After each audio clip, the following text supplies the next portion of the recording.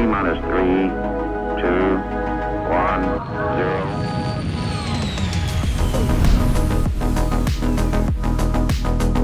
0. Hello, friends. Welcome to the Launch Sequence Podcast. Alpha 4.7 is coming out this month, and it's a big update. It's bigger than I thought it was going to be, and it's got some really interesting stuff, but we've been going over crafting and inventory a lot over the last few weeks, and I thought, why don't we bring in an expert in the field that seems to be getting the biggest change in the update so far, that is mining. So I brought in LoudGuns, return guest to the podcast, but a definite favorite, to talk about some of the big details and what's going on. Thank you for joining me, dude. How you doing today? High praise. You got to live up to it Setting me now. up for a fall, mate. Yeah, you're gonna have to give us all the best tips and tricks at this point. Yeah. How's 4.7 been treating you though? How have you been enjoying the game? I've been really enjoying it so far. It's probably the most PTU hours that I have put in quite a long time. Quite often I found with the PTUs that I don't want to ruin the experience of live. Like I've been enjoying playing the live game, and then I've not wanted to do too much and like burn myself out on the next patch before it even launches. Yeah, I get that. But this time around, I've been my one-man survey corps department. Is that looking at all the new rocks? Is that because of the mining changes? Yeah. I've been the man who stares at space rocks for like the last week or so. So it's been because it's billed as the crafting update, but really to me it's the mining update. Awesome, dude. Well, that's why I brought you on, because you got all the experience on it. I haven't even tried the mining. I've been trying to get into crafting a little bit, but I've mostly been trying to use like the looted materials, which does not work very well. So I'm glad that you get to come in here and talk a little more about this from a perspective of actually using it than me. But why don't we give everybody kind of an introduction first, if they haven't met you before, haven't seen your content, and let folks know why you focus on mining. Yeah, and it's pretty much where I started. So it was my first ever video on YouTube. I figured during the virus that I would learn something new, but my first video was like an hour long, me going on a mining trip, showing people how to mine Quantanium, which was the only game in town at the time.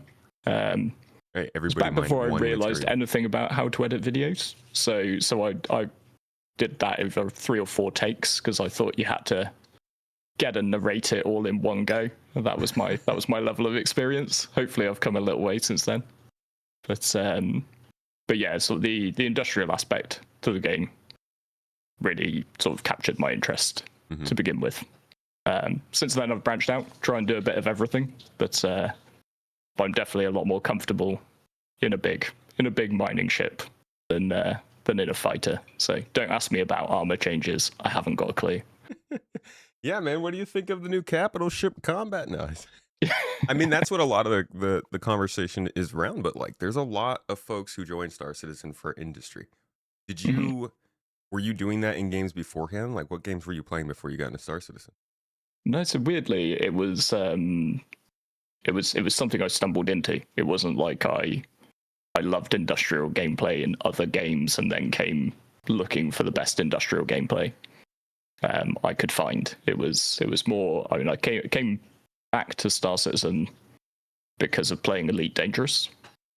I'd been roped into playing some of that with my friends, and there were just some restrictions to Elite Dangerous which I wasn't a huge fan of. So the four person party size was the main one that got me, because there were like 5 of us trying to play. And then every time we logged in, it was like if you were the 5th person, you were kind of the one who was forcing them to break up a group of 4, which didn't feel great.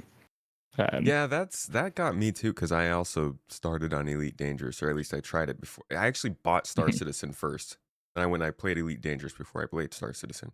And it was definitely I wanted to get into more groups and actually go and do stuff. No Man's Sky kind of had the same issue for me too. Yeah, it was Elite Dangerous. Just it reinvigorated like a love of space things in me. but it just didn't captivate me. And I previously had played a number of MMOs, and survival games were really my jam. And Elite didn't offer a lot of those things, whereas I did the same. I think I'd bought a Star Citizen package in 2014, and I rediscovered it after rediscovering space games through Elite. So it just offered a lot more of the things that I enjoyed. Apologies if there's any background noise, by the way. We're doing the most British thing in here. A kettle has to be boiled when somebody comes home. So completely understand. Turkish household, we've always got a kettle on. So were you doing mining in Elite Dangerous, or did you literally just completely shift when you got into Star Citizen? Yeah, I pretty much shifted. I mean, I had tried the mining in Elite, and I did enjoy it. I thought it was pretty cool. Okay. But the thing I mostly enjoyed in Elite was sort of the combat stuff, and the thing which I really didn't enjoy in Elite was all the engineering type side of things. So once we got to the point where we were looking at doing that sort of thing, and my friend Adam was telling me, "Oh, you've only got to do this 1,000 times," I was like, "No, no, I'm gonna go look for something else."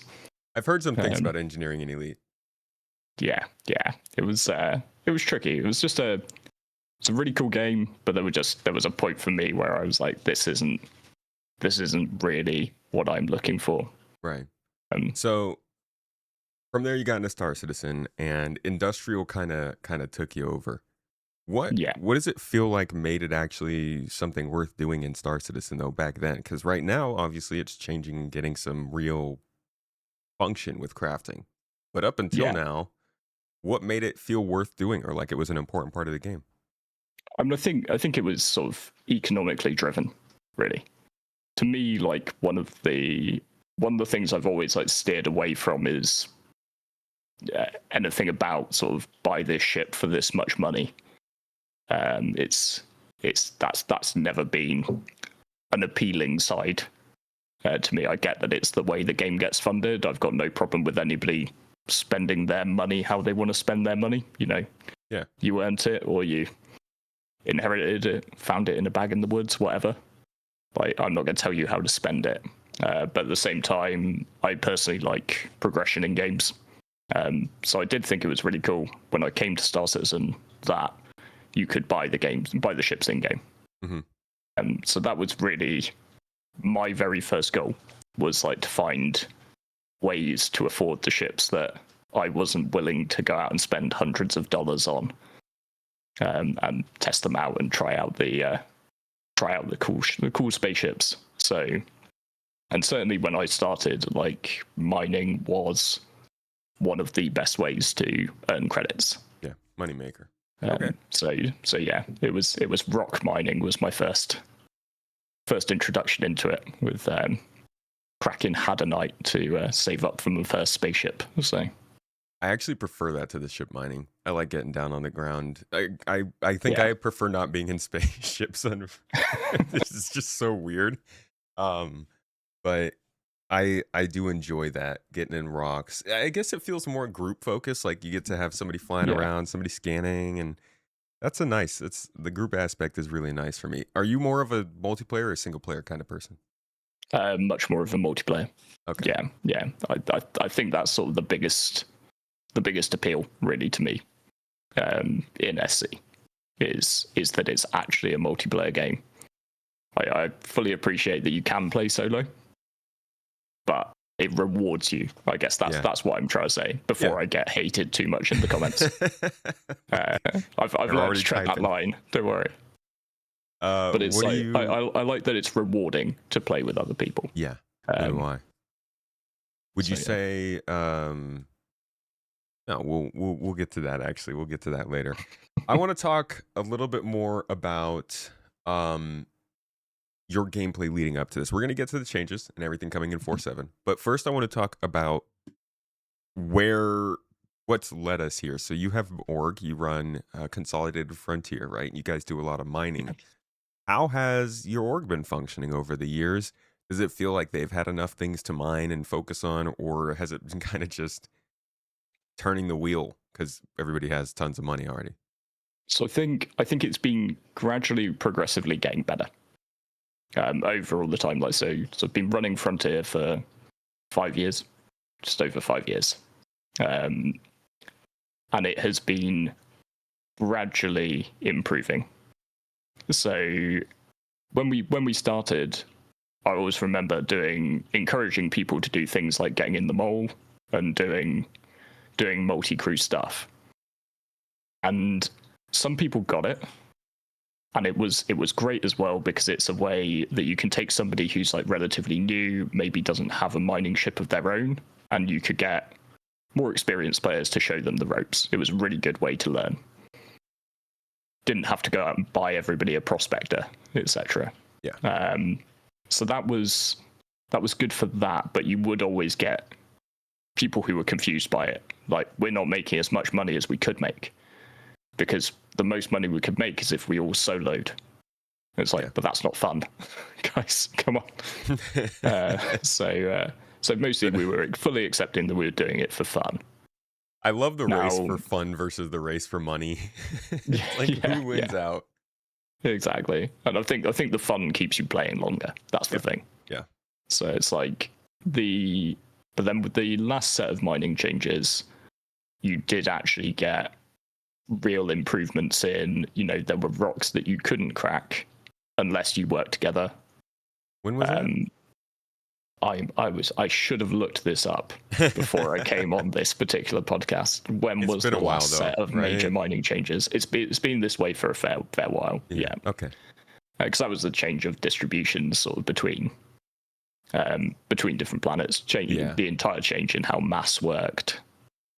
So prior to any of that, there was not a single rock that you couldn't crack with the right kitted out prospector. Right. Every single rock was crackable with one laser. Yeah. So be that solo prospector or solo mole, you didn't need anybody to help you with that. Whereas the most recent changes, so before these ones, that shook that up. And then all of a sudden, mole mining as a crew is meta now. And you could feasibly raise enough cash out of running a fully crewed mole that people out-earned the same people going solo in prospectors or golems, or even their own moles. So I feel like that's a really important threshold to pass, because a lot of the times I hear people talk about not wanting to do multiplayer stuff. It's because you generally do better when you're all in different ships. Yeah. So that's cool. And people really didn't like them. I know a lot of people didn't like the changes with things like multiple prospectors creating more instability versus a mole. Mm-hmm. They were like, why does this? This makes no realistic sense. But I always come at the things from the perspective that it's a game before it's a sim. Now that's maybe opening a whole can of worms that you don't want to. But I think the important thing is sort of fun gameplay. So not everything has to make perfect sense. It's about devs pushing you to use certain tools for certain jobs. So, and then I think the most recent changes before 4.7 is really the introduction of Quantanium as an ingredient for Wicklow. So that created another layer, I think, of sort of miners having value outside of just, because the problem up until this point, and the thing which really 4.7 brings to the fore, is up until this point, mining was just about going out and cracking space rocks for money, which limits the ceiling on how much fun you can have with it. Yeah. At the end of the day, if you no longer need money, you no longer need to mine. There's so much money in the game right now that it's like people are like, okay, we're mining, but this rock is as good as dust. It doesn't really go anywhere if you can't use it. Have you guys gotten a Wicklow, Idris? I think I saw you Yeah, get it pretty early on, right? yeah, we built 2 so far. We've got 3. Like, we got the third one ready to turn in, but currently all the missions are like completing without completing, and we were having a chat about it the other day. I'm a little bit reluctant to hand in all of that stuff that's sat there. With the current money problems, though, I've probably got an inventory right this second that's worth like 100 trillion credits or something. So, Yeah, dude, it's hilarious. The inflation is so bad, and yeah, we're actively kind of collecting stuff for our own first Wiggalo Idris, and all I can think to myself is like, okay, we're just going to take this slow and delay it because at some point it's going to be way more reliable to turn. I'm sure people from GI are listening to this and they're like, oh, okay, so we're not rushing into this. No, we're not, yeah, because yeah, I just saw Detox and his org turn in their materials for one yesterday, and they lost everything and did not get their yeah. Idris. So That's like my thinking. I mean, basically, one of my org mates summarized exactly what I was thinking, which was like, if you hold on to the stuff over the patch, you're probably gonna lose some of it. mhm. Yeah, Like, you're that's fair. probably just due to database shenanigans gonna lose a bit. But if you hand it in now, you're probably gonna lose it all. So I take the Oh, sum man. rather than and I'm very sorry for Detox. I'm very sorry. Yeah, dude. Yeah, it's honestly, that is a lot of effort, and of all of the things that is plaguing this game right now, the persistence seems like it's the biggest issue. Like desync Mhm. obviously is a big problem, and social tools are really so annoying.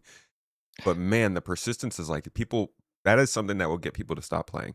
You know, Yeah, yeah, when you talk about why you're doing mining, it's because now you don't have to do it for money. And it's like, well, it doesn't matter if all the mining you do, it just disappears. yeah, yeah. Um, so Quantanium changed up the need for mining, and before that, the gameplay itself was just kind of improving over time. With this update to mining in 4.7, does it feel like, where does it feel like we are? You know, tier 0 was the first one. Tier 1 maybe was when like they introduced ground mining or something. I don't know.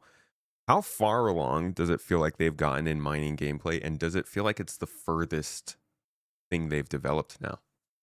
So it definitely does to me. Sort of all of the improvements with quality. So the introduction of quality. Sorry, I'm not going to quite term it an improvement yet. But by introducing an aspect of quality to mining, you've got an added level of complexity. I think it's about where you want it, and it's kind of a Goldilocks version for the ships that we currently have in game, if that makes sense. So if we're just talking about it in the context of prospectors, moles, golems, then this seems like a fairly robust, all fleshed out game loop. Right. I don't quite know, and it's where I'd caveat with a straight up, I don't know how this converts into things like the Orion. So, maybe That's too they bad, have because to we just were going to ask you. You're the master. maybe they just have to develop a different mining mechanic Mm-hmm. on top of it. So in the same way that you don't fight the same way in a fighter or a bomber as you do in a capital ship, on the combat side of things, they don't all fly the same. They don't behave the same. And I wonder whether there is a different mining mini game that comes with the Orion. Whether there's more complexity, because if I'm just flying my Orion through, just bumping up all the asteroids in the Glacium ring, then maybe it might be quite dull. I don't know.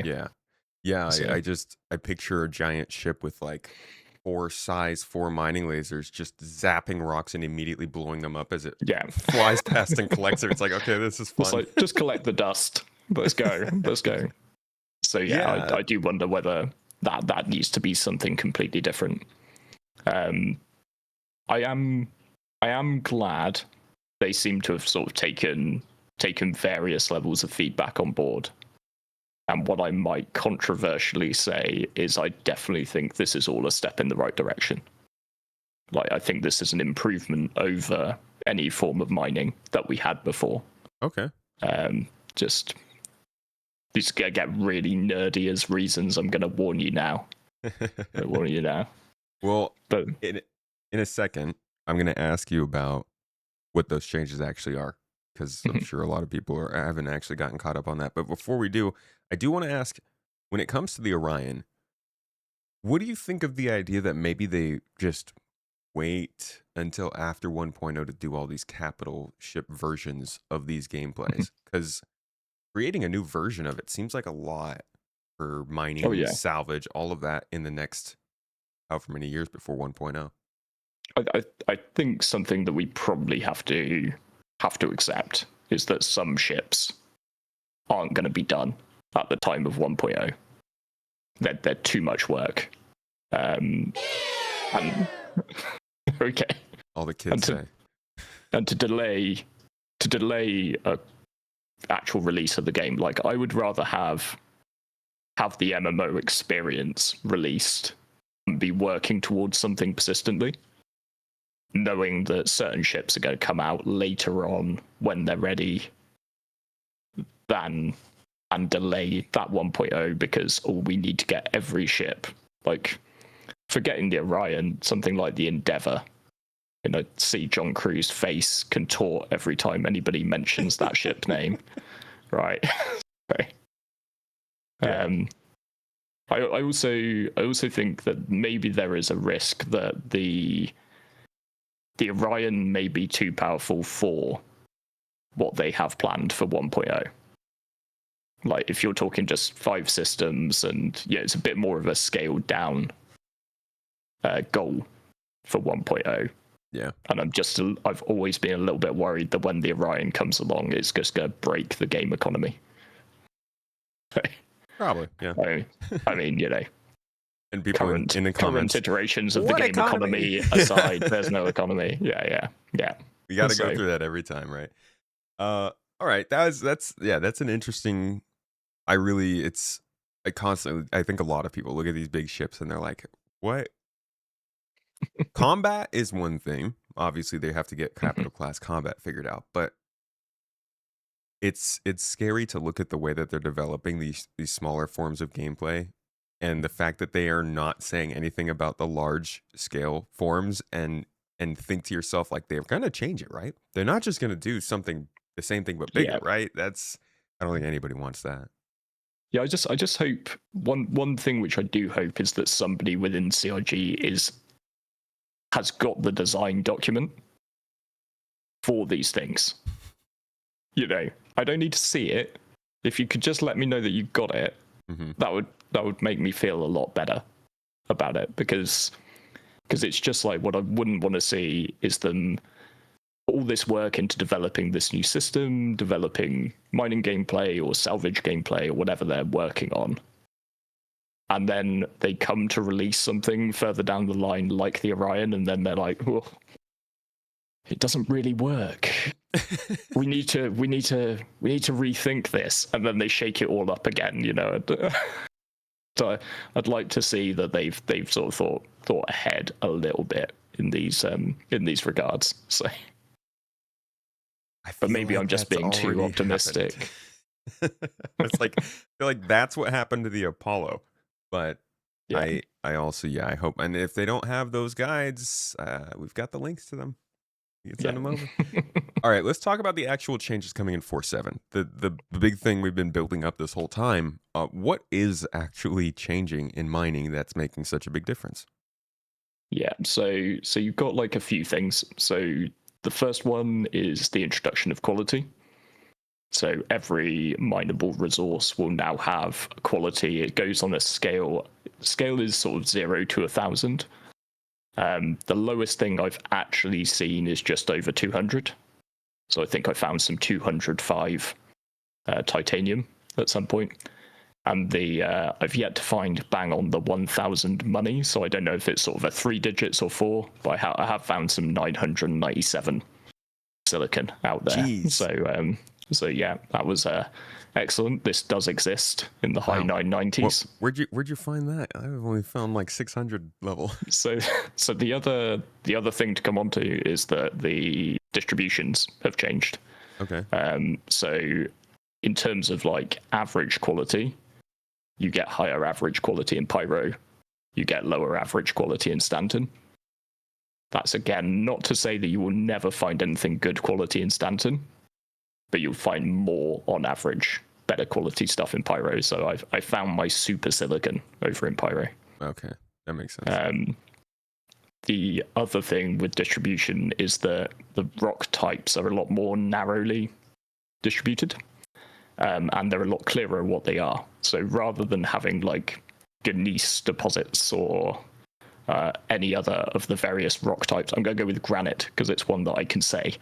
I couldn't pronounce a lot of the rock types. I'm not a geologist, so rather than having those sort of rock types which might have a percentage chance to contain certain materials, you now have rocks that are just named after the material type. So you'll fly along and you'll see aluminium rocks, or you'll see corundum rocks, or you'll see taronite rocks. And those rocks, they tried something in one of the earlier builds where rocks were literally just one material and inert. Yeah, I didn't like that. A lot of people didn't, and they went back on it. So now rocks can contain up to 2 other materials as well as. So the way I would look at it is you've got like a primary material, then maybe a secondary material, maybe a tertiary material. So the thing there though is they're always the same. So I have to flick over to like one of my cheat sheets. But like iron rocks, for example, will just always spawn as iron, and they're one of the rock types which has just got the primary material. Oh, okay. But then you have, like, for example, Borace rocks will always contain a bit of bexolite and a bit of gold as well. So the same materials show up together. So the difference is that whereas before, when you found like a certain type of rock, if you found a cluster, they'd all have the same base metal. So they'd all be, Borace maybe. Or and then they'd have lots of different other stuff within them. So you might find one which had some bexolite. You might find one which had some quantanium in a cluster. Mm-hmm. But now, if I find a Borace rock cluster, every one of those rocks is going to have Borace, and they're all going to have a bit of bexolite and a bit of gold in them. Okay. So it's way more predictable, I guess. How do you feel about that? So I think it's really good. And I think it's really good because when your driver is going to be crafting, you're after materials to craft with, it slims down sort of your focus. It lets you be a lot more focused. So they've narrowed down the locations in which different types of rocks spawn, and they've put that information on the star map. Mm-hmm. You can then look at the star map and be like, okay, where do these materials spawn? Like, what am I looking for? Okay, I'm going to head to this moon, which has this. And I know that this material is going to spawn in a rock that is always quite low resistance, but high instability. So I'm going to equip my mining ship with a build that handles that best. Or if I'm going for something else, then I'll build my ship differently. I would argue that they haven't like fully got it. Mm-hmm. There's not quite enough variation to really force you out of using a couple of builds. But I think they've provided themselves a lot better levers to pull to sort of encourage that type of gameplay. So that's what I wouldn't be surprised to see evolve. Do you think that they will push it to the point where people are basically just specialized in mining one kind of material all the time, and that's just what they go out and do? I think there definitely could be that, and you could also find sort of certain ships that are better at mining certain materials, or certain metas evolve for certain ships. But I think like I say, I'm not quite sure how much they're going to push this, and how much more variety they might encourage, particularly between like the mining kit. Because I'm getting to the end of. I'm hoping to have a quick start guide. I'm being very, very clear that it's not like I have all the answers. This is more a for people who are maybe getting into it type guide, and it's going to come with a few of my thoughts. I still think there's only a few lasers out of the 6 possible that you would actually use. So they have more room, I think, to introduce different lasers to solve different problems. But it definitely needs tweaks. Okay. It's not perfect, and it's not encouraging enough sort of that focusing, if that's what they're going for. But it's definitely interesting. Yeah, it certainly sounds good, but it also sounds kind of like I don't want to say typical CIG, but what we see a lot in Star Citizen, which is like it gets partway there again. It does a lot of the work, and it shows you a lot of the potential of where it could go, but it feels like there's plenty more that it needs to actually like fully flesh out. Like you said, if we're only using 3 lasers, what's the point of having 6? Yeah. Feels like they have like traps hidden in the game of like, if you don't know not to use these things, they could be a way for you to waste your time or waste your credits. So, which isn't good. Yeah, right. Yeah. I think a big help to that would be showing us the stats in game. That'd be a great start. Yeah. Not in a hard to read way. Yeah. The crafting edition goes a really long way towards changing why people are mining. Do you feel, though, like the details that have been added over the years into mining, the gadgets, the components, the subcomponents, and all that stuff, is that being properly utilized? Does it feel like there's a good strategy in mining using all these different parts that now that they're adding crafting in and giving people more reason to actually go out and get the stuff, has the complexity they've been adding over the years, does it feed into that? Yeah. So I think sort of in order to like tackle big rocks in game, like you need to use all of those options. Yeah. You need to kit your ship out with the right laser. You need to kit it out with modules. You need to kit it out with gadgets. You need to carry gadgets with you. Like for the longest time, because when they first introduced gadgets, it was still in that period where you could crack any rock in the game. So it was kind of like, oh, this is nice and all, but I'm not getting out of my ship. Yeah, it's just for fun. It's just a waste of time. Yeah. Whereas now, like gadgets are really necessary if you want to make the maximum profit. And I have noticed it's more of a feeling. Some of these things are feelings, not data.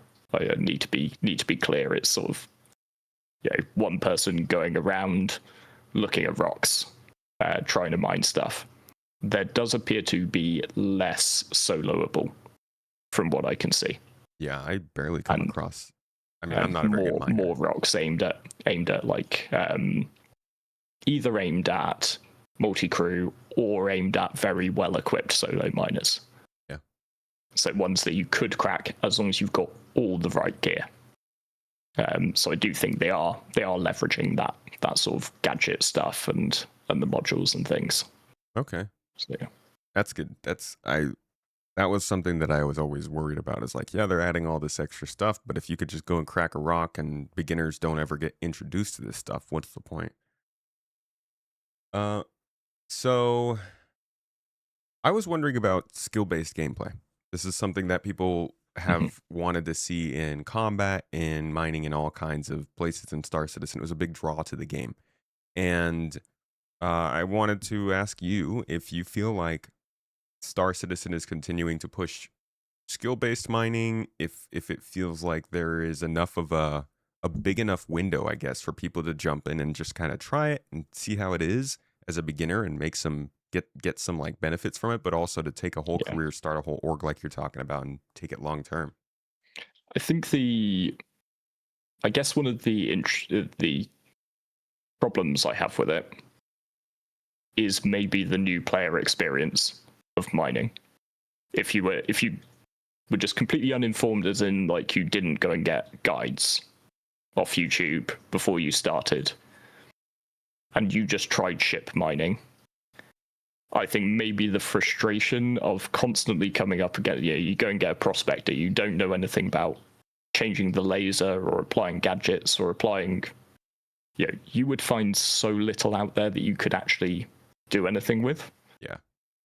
Even if you were looking for something relatively simple like iron, you would maybe find like one rock in 10, 20 that you could have a go at.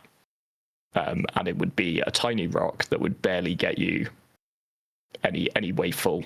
So I think maybe the introduction to mining is the problem. And maybe they should have a certain planet or moon where everything's really small, like where every rock is so lowable.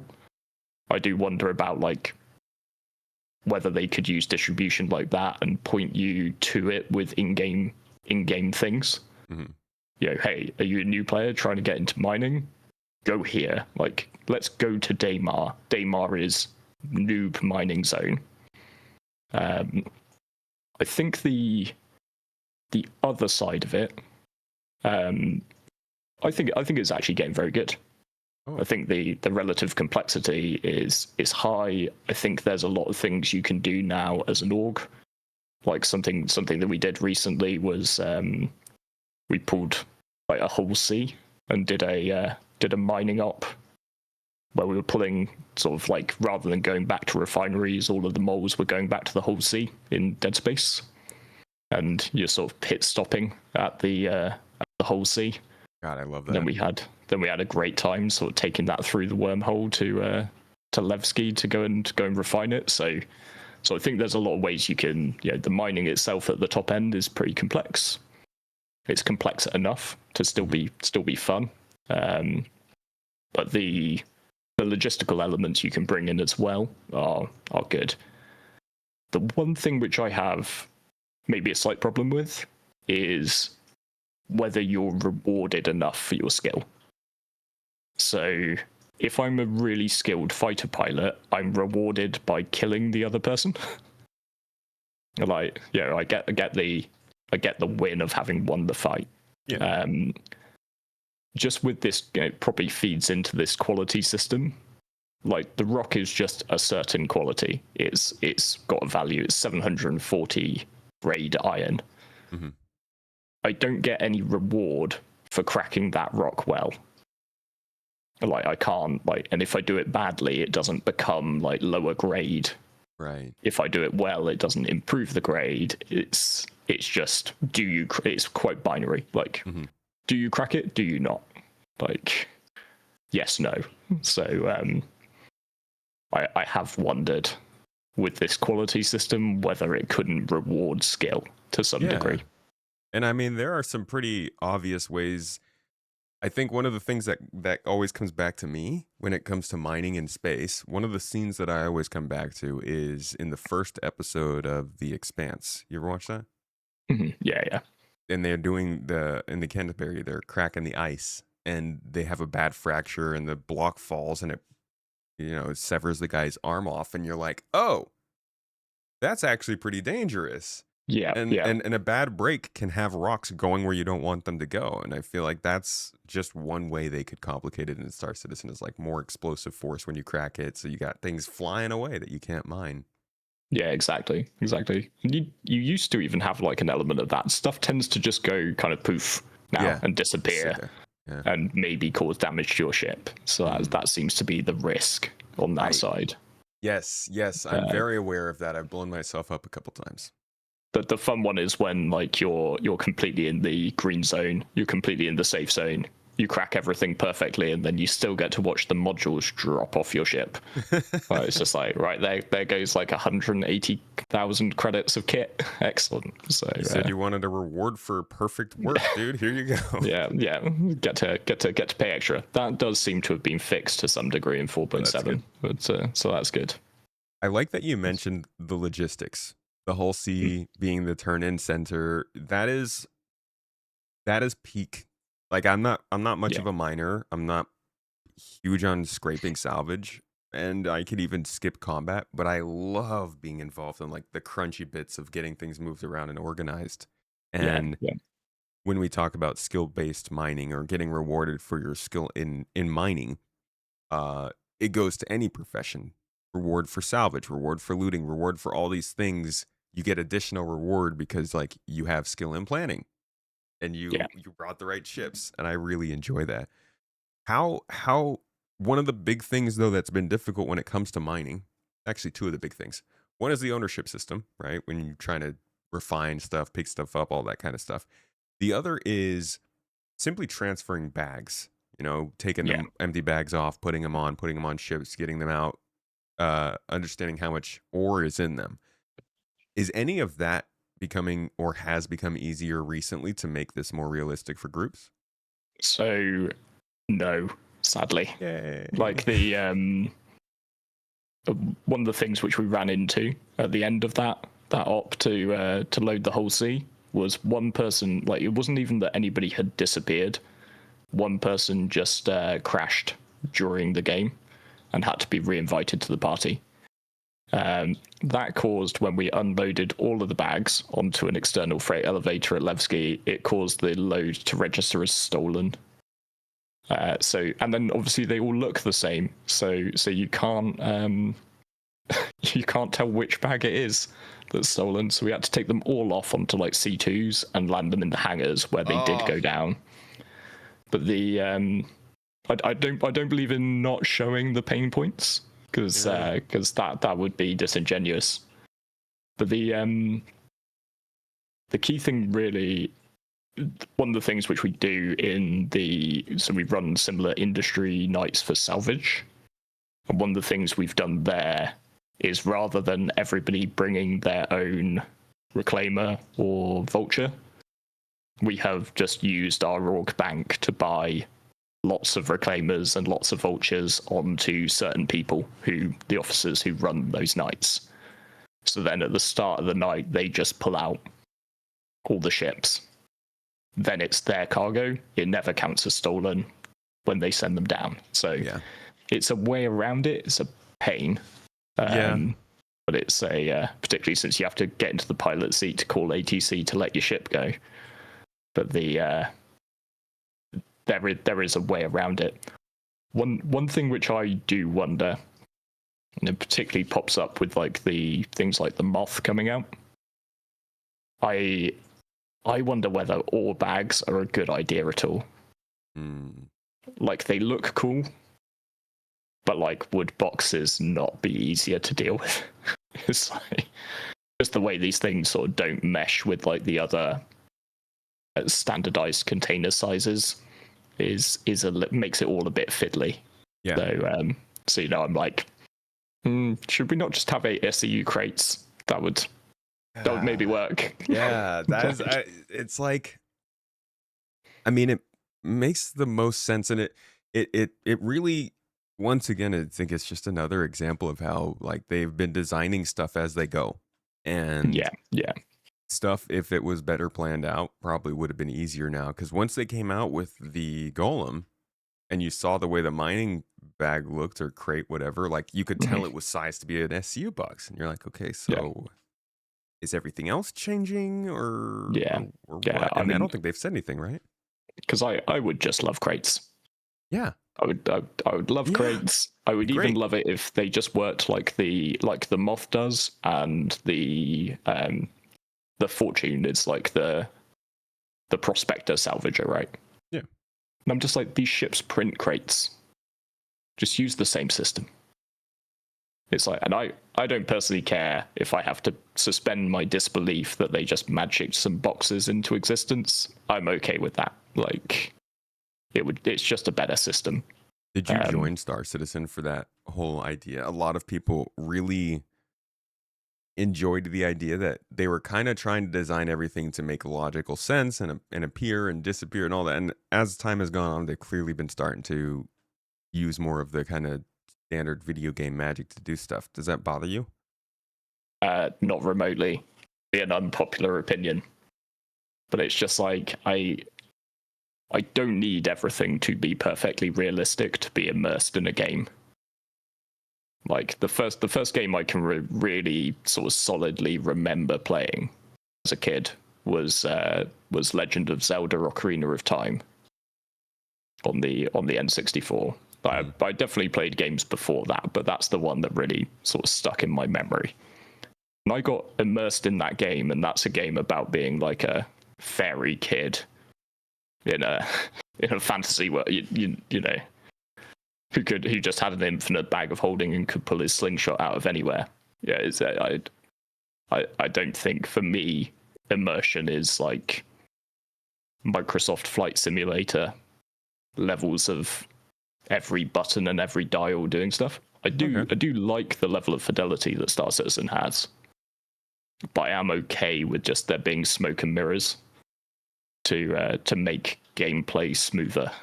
Yeah. Like if I have a really mechanically awkward game at the end of it, and it's like, you got fined because you didn't take the rubbish out of your in-game apartment, and it built up, and the neighbors complained about you. So like, you got a fine, mate. Like, I don't want that level of realism. I come to games for escapism. So. See, I want to go a step further. I want enough realism to where I can actually take that fine to court and challenge my neighbors because it's their trash and not mine. Because I put a camera outside of my fake apartment in the game. Yeah. I was like, what have you been doing in Star Citizen recently? Legal proceedings. Just suing people, really. Yeah. It's how I make my money. Collecting royalties and suing people. I can just see the Space Tomato, how to make 1 million credits a day. Oh my god. Become a Star Citizen patent troll. Litigating against your NPC neighbors. It's perfect. Oh, the NPCs. I didn't even think about that. You don't even target players. You're just complaining about the in-game computers. Yeah. Perfect. Exactly. These Hurston people, man, they just don't put on clothes when they leave the house. Yeah. All right.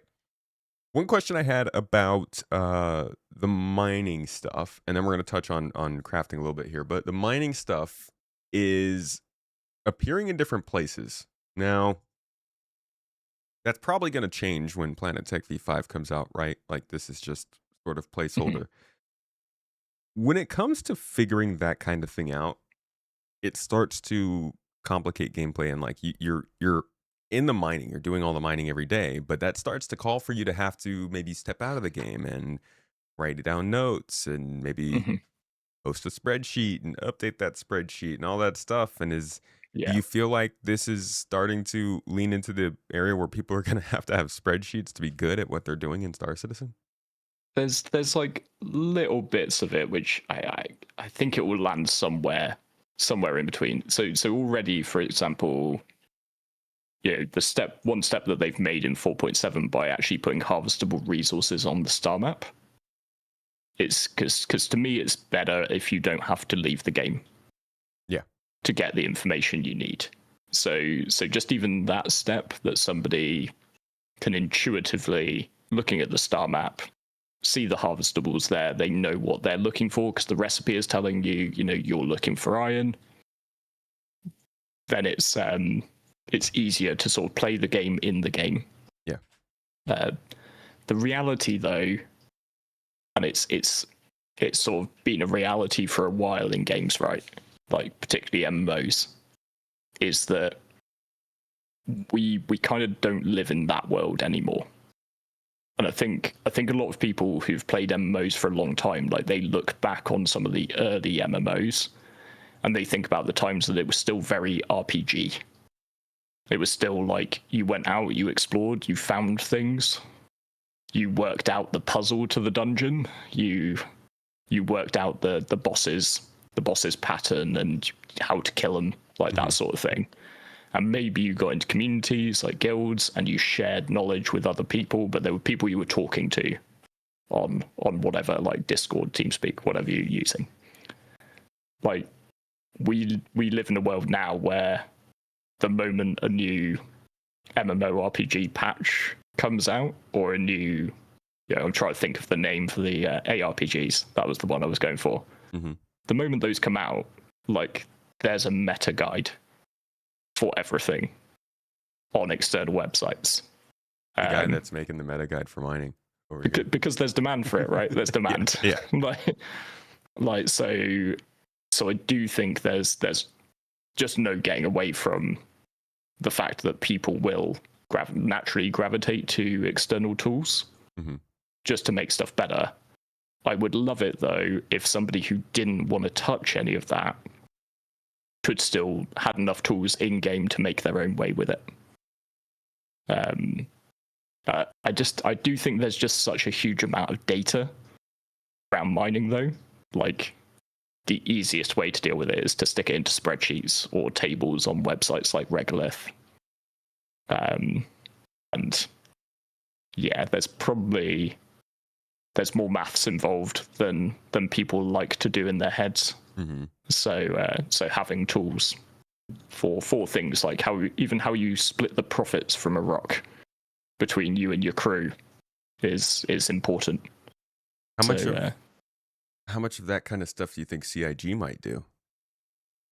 So I'm always a bit cautious. It's when I do get a few people come to me every now and again to ask me for like input into various third-party tools that they have made or are making or are thinking about making.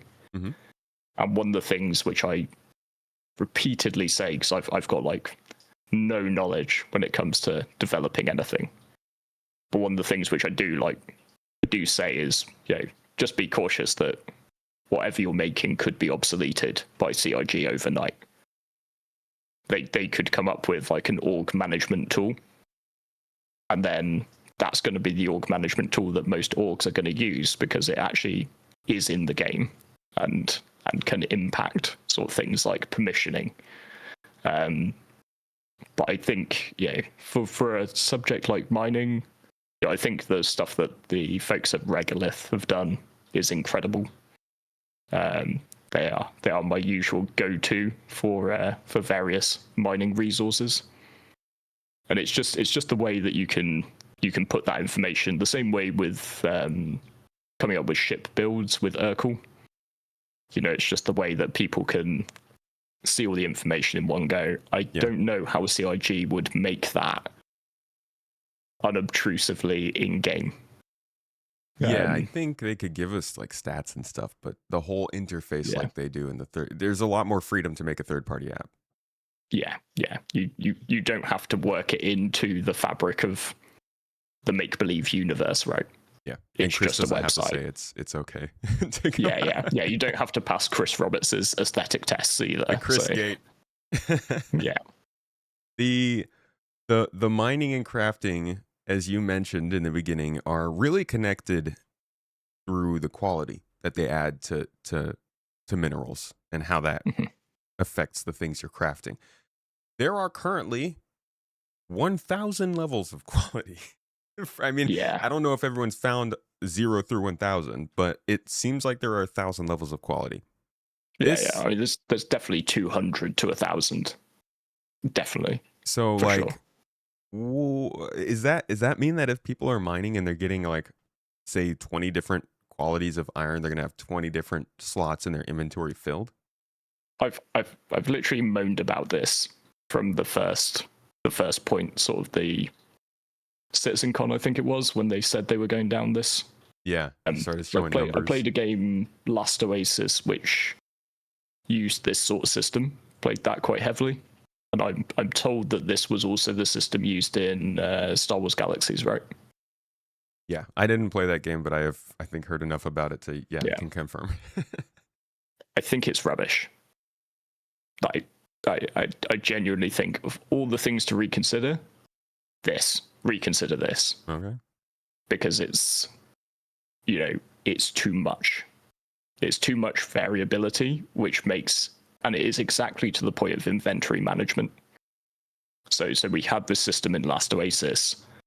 My inventories, when you have to like keep all of your fiber bundle for crafting that is ranked like 500, 600, 700, 740, it takes up, like, you end up having to have an entire cupboard in a survival game just for one type of resource ordered in terms of quality. I personally like the reason they've gone with it is because like greater variability equals, they have more ability to control the stats of the items that you're creating, right? Yeah. I think it could be less. I think you could have, I think about like the medals that we get in game already. Pre this, that was my go-to, sort of having a rubbish version, a middle version, and a great version.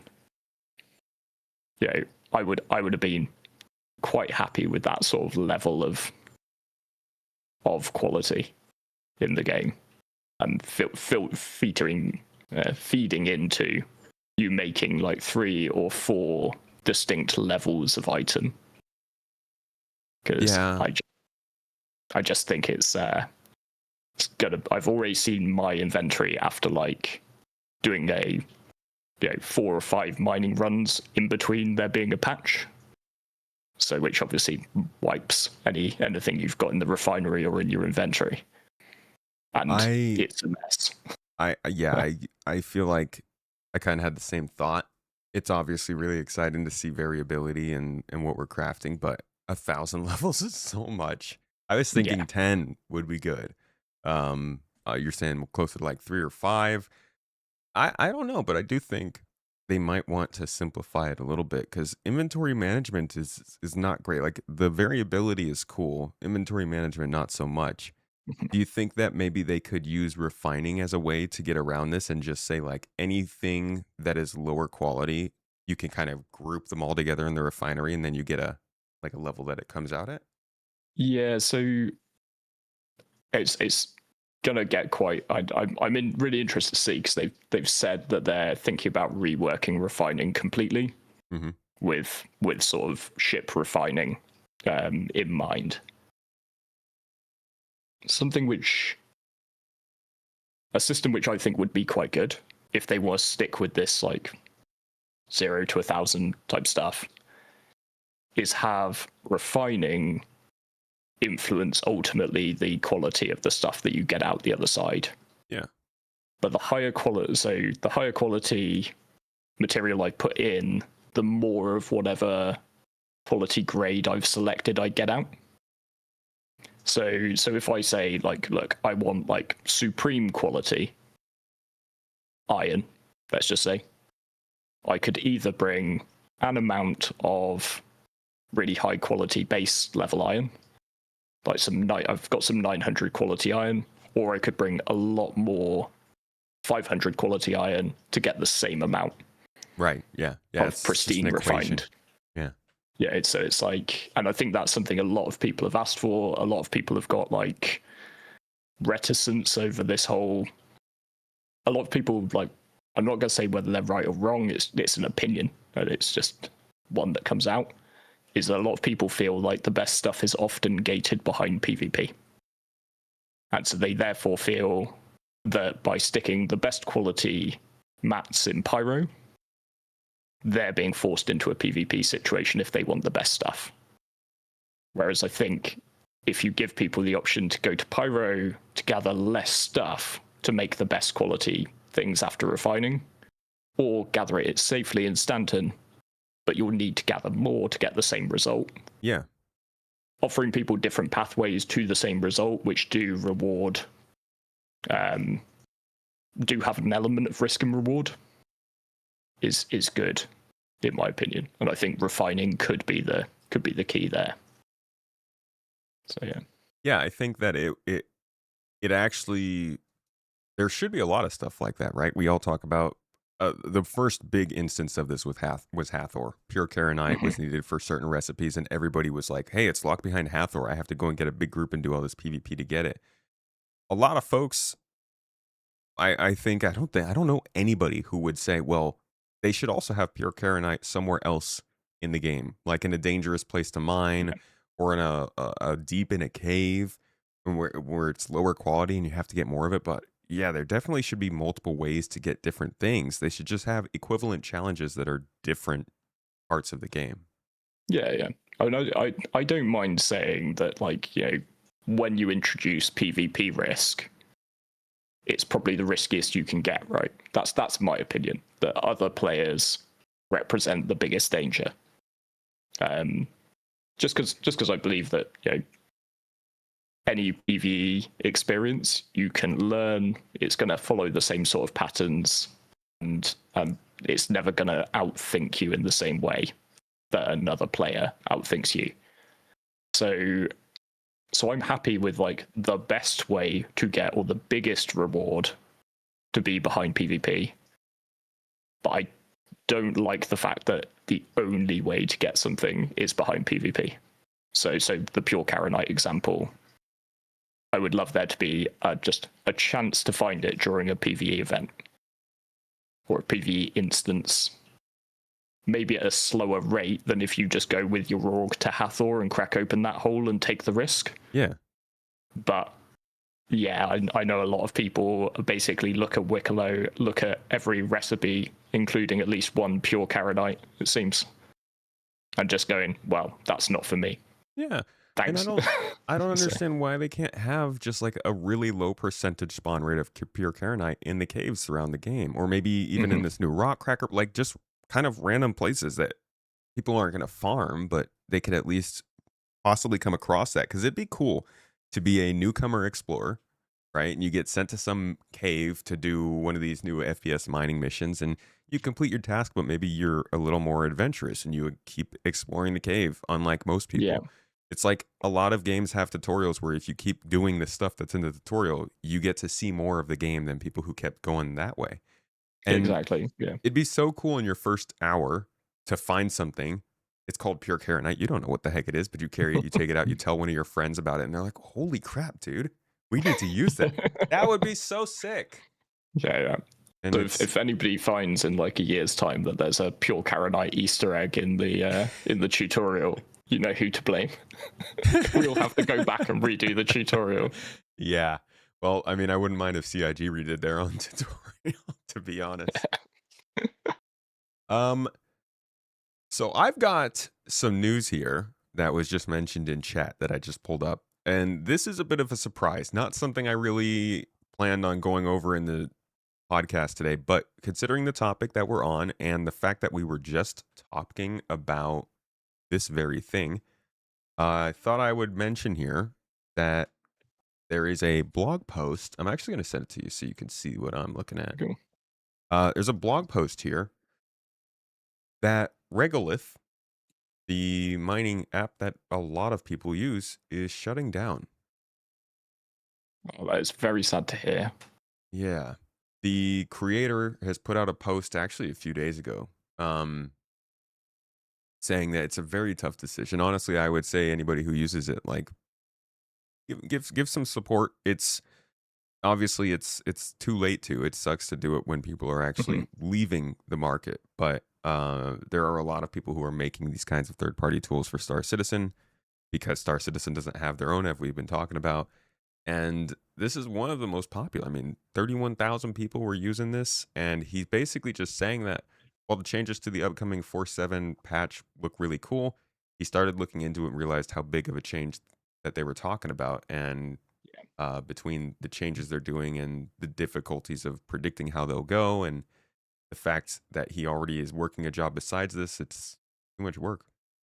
No, I completely understand. And it's like the reality as well is that a lot of this stuff has to be gone and gotten by hand. Like I was recently discussing with somebody the idea of a tool which had implications around like looting and stuff. I won't go into it too much because I don't want to be on a podcast telling everybody his idea. but the one thing which I did feed back to him was just like, you know, you might go round and get all of that data once, but then it's a bit like this, like these mining changes come along, you gotta, right, everything's in the bin, you gotta go round and get that data again. And part of the reason Regolith worked so well was it was actual people going and gathering this stuff and checking it. Yeah. It wasn't just farmed from scraping data out of the game. It was actual surveying. So big shame to hear, but you know, real life first, right? Yeah, absolutely. Real life first. It's just, yeah, I think a lot of people need to realize that a lot of this stuff is efforts of real people going out and actually getting the information, which is why it's so hard to actually make these things happen. Yeah. That's just a little update that I wanted to share because a lot of people use that service, and it's part of the topic that we're discussing. And I think it, again, just goes to show that the gameplay that you're doing, the stuff that we're doing here, isn't necessarily simple. You can't just look at, log into the game, find 5 rocks, get all the data, and get out. If you want to really be good at mining and understand what's going on, you have to constantly be going out, finding different rocks, going to different locations, figuring out the balances of it. Yeah, but I think a lot of people love that challenge, though, right? Yeah. So it's like having that ability, and it's the other thing which I think like mining does really well is encouraging people into doing it together and doing it in ships where they multi-crew. You know, a lot of people still can't definitively tell me that it's better to fly in a multi-crew combat ship, whereas I can definitively tell you it's better to fly in a multi-crew mining ship. That's pretty good. And so like they've created, which creates like a great learning platform. So the one thing which I would sort of encourage people who are maybe thinking of getting into mining, obviously I have to encourage you to go and watch my guides, but like the other thing which I would encourage you is to like find a group of players, find a community, find an org that does mining, and go out and do it, because you'll learn more from going on a mining trip with somebody who really knows what they're doing than you'll be able to learn from any video guide. There's just not enough time to put it all into any guide that's going to maintain a length that anybody will watch.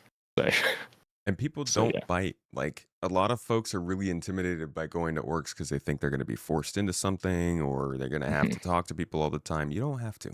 You can take it. There are a lot of orgs that treat people in different ways. Just find one that fits for you. It'll benefit.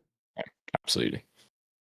The last question that I wanted to ask you today, before we get your prediction, because everybody's got to have a prediction, is about. I did want to get into blueprints. We don't really have time for that. We can save that for later. But this was going to be about mission givers. This is a topic that has been in the wind for a long time, and I think mission givers are kind of a sleeper as one of the best parts of this game, potentially getting to do narrative events that actually have like people behind them telling you stuff. It looks like it's coming back this year, and one of the ways they've been teasing it a lot is with Recco Battaglia, who is a industrial mission giver in Nyx. So my question to you is, how do you think they could make some narratively interesting mining missions that might come from a mission giver in Nyx? Yeah, so I think some of the stuff they've done around the whole, we need certain resources, go and fetch them for us. For like this is the reason in the background. We've got some story which puts some more color on it, but effectively it's a fetch and collect quest, right? From any MMO. I think so. I got really excited about mining missions, and then I got really unexcited about them as soon as I tried them last batch. And a big part of that was the best way to complete the early mining missions isn't to mine. It's to go and buy cargo. Just go and buy iron, take it, hand it in. Of course. It's just a different cargo hauling mission. The difference is you lose money on it for reputation gains. So the issue I had with it was you should have to just mine to complete that mission. I should go out, I should mine some iron ore, I should get it in my bags, and then I should be able to go and hand that in. Like, just none of the refining, none of the deliver it, because it just breaks it up too much. So I think there's an angle if they maybe took that approach to basically have some narrative missions which are, we've got a mining crew, or we've got a claim out here which we really need to get before like some pirates show up or whatever, and go and do that, mine those rocks, extract X amount of material, bring it back to Levski, drop it off at the freight elevator, or, you know, have a terminal at the refinery, which submit, and that's you completed the mission. Okay. Just so the mission side of things is about mining. It's not about mining, refining, cargo hauling, Yeah, etc.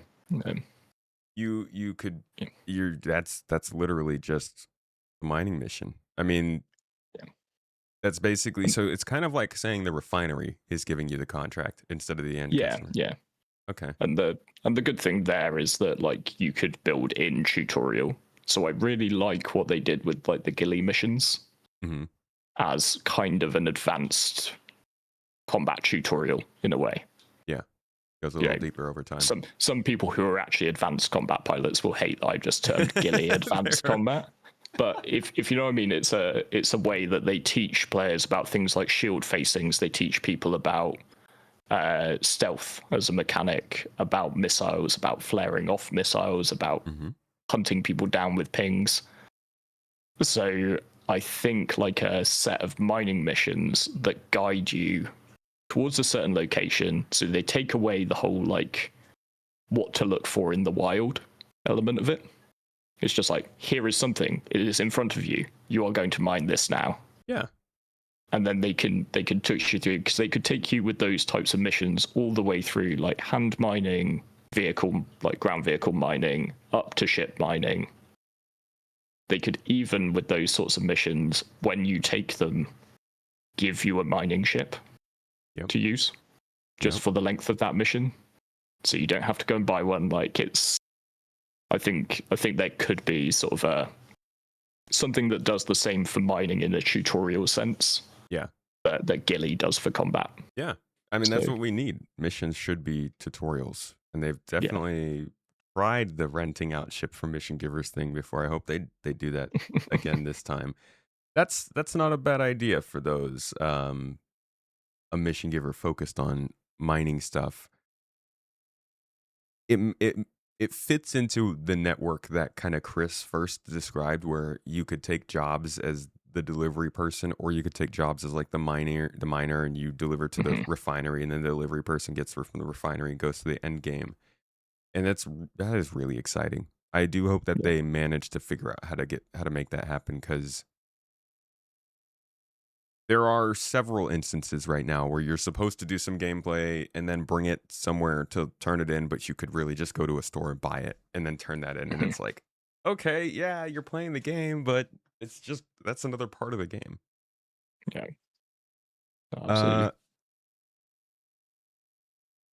Dang, I had one more thing. Oh, yes. You had said something in your video that you just reminded me of. You said that mining should be about mining and not necessarily as much about scanning and stuff. And I kind of agree with you there, because the scanners should be explorers. But how do you think they can continue to make it so that it's still, like, you get a little bit of the scanning, but obviously the focus is still on the mining for people who are wanting to do that?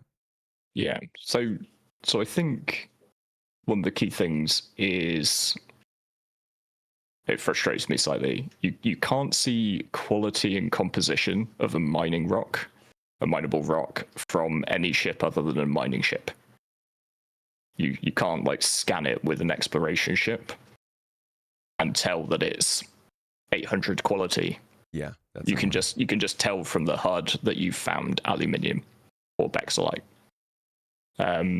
Because I think something which would be sort of the next step forward is letting explorers go and find this stuff, give them a quantum beacon that they can stick in the ground, that they can then sell to me or give to me, or, you know, hey, Loud, you like mining, I like finding. I have found some, like, 900 quality aluminium. Let's do a deal. Yes, you go please. And mine it. I'd like, you know, a cut of the minerals for my crafting. You there's all sorts of things you can do here, but what it relies on is a spike quantum beacon that you can stick in the ground, Yeah. Or even just a little dot I could put on the map. Yeah, just something that I can find my way to as the miner. Please. And just sort of, because then I would just happily just pay people for the locations of good rocks. And we could run sort of, we do use sort of scouts during our mining ops, but we just have to stick them in prospectors. They have to fly in prospectors so they can actually see what they're looking at. But it would get a lot easier. What I would love to do for a mining op is to basically run like a scouting op for an hour before it. Just like, let's get the explorers together. Let's get loads of these like quantum spikes. Let's stick them in the ground all the way over this moon, and then the explorers can go and do something else. Mm-hmm. While the mining teams come in, and it's just like, right, we've got like 50 good locations to go to, and all we're gonna do for this however many hours is just go back and forth, and mine. Melt rocks. Yeah, that actually is a really key and easy change to differentiate that. I don't get why it's not been a thing that's been prioritized, because like I can quantum to a party marker. I can't help but think the technology would not be all that different, but maybe I am just doing the Dunning-Kruger thing of massively underestimating how much work it would be. Yeah, I bet it has something to do with that old quantum system, because they even showed us markers a little while, like a couple of years ago, and they just haven't put it in. And I think there's just something blocking them, because it seems like a really easy one to talk about at the very least, if not implement. But yeah, absolutely, I'm not a doctor. All right, that was my last question for you. To wrap things up, I've been getting predictions from everybody about what they think, maybe a hot take or something big that you think might happen in the next few months. That we will return to next time you're on the show. So okay, so it's so you can be like, last time you said, yes, we can shame you. Got it. Arastra, surprise Arastra drop. That'll be my one. Oh. Those will be the words I shall be eating next time. Wow. And when should I put that down for? I'm like, am I outside I'm kind of outside the 6-month window, but I'm like, I feel it could be this year. Okay. All right. If they we'll put it down for this year. Bring in refining. Lucky you've got a few more. You can come on again a couple times throughout the year. I like Vaston's comment there that I swung for the fences. I figured, why not? Why not? You want spicy? Let's go. Oh, LoudGuns trying to shoot out of the park. All right, man. That is a good one. I will look at that one with much hope. Thank you so much for joining me for this show and talk about mining and crafting coming in 4.7. Could you let folks know where they might find more of your content before we sign off? You'll primarily find me on YouTube under LoudGuns. Hopefully there will be a mining guide refreshed and soon. And I'm sorry for all the things I get wrong in it in advance. It's honestly, if you're trying to make content for Star Citizen, you have to accept that you're going to get stuff wrong. It's going to get changed in the time between when you wrote it, when you filmed it, when they watched it the next week. It's just the key to a successful mining guide is first you make an unsuccessful one, and then everybody tells you what you got wrong in the comments, and then you work those into the good one after it. There we go. There's freaking life hack right there. Maybe wait for the next one. That's the message. They call feedback. All right. Thanks again for joining me, dude. Thanks very much. Thank you, everybody, for coming along with us on this journey. I hope you're excited for 4.7. I think it's a pretty interesting update. It doesn't fix everything. It doesn't make this a perfect game, but it is a pretty good step forward on the path of actually making some stuff matter more than money, and giving people different things to do around the game, not having us all do the same stuff every month. That being said, I don't know when it's coming out. It might be out after the next episode. It might be out before it. So I'll be with you guys next week to talk about how it's going, and I'll see you then.